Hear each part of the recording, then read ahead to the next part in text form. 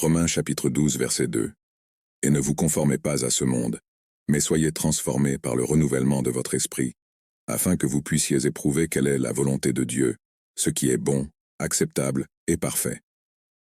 Dans ce verset, l'apôtre Paul encourage les chrétiens à vivre une vie différente des normes du monde. Il les exhorte à ne pas se conformer aux idées et aux valeurs de ce monde, mais à se laisser transformer par le renouvellement de l'esprit. Le renouvellement de l'esprit se produit lorsqu'une personne s'abandonne à Dieu et permet au Saint-Esprit d'agir dans sa vie, transformant ses pensées, ses attitudes et son comportement.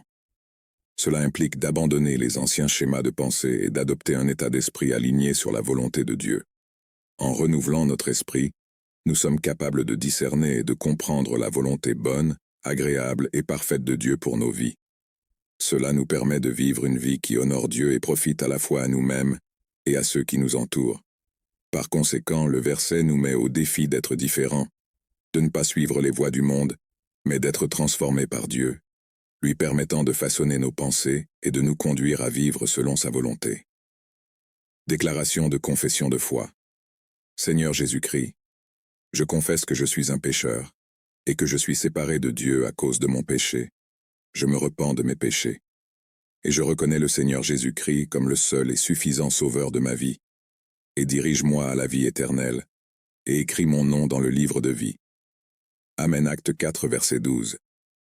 Il n'y a de salut en aucun autre, car il n'y a sous le ciel aucun autre nom donné parmi les hommes par lequel nous devions être sauvés.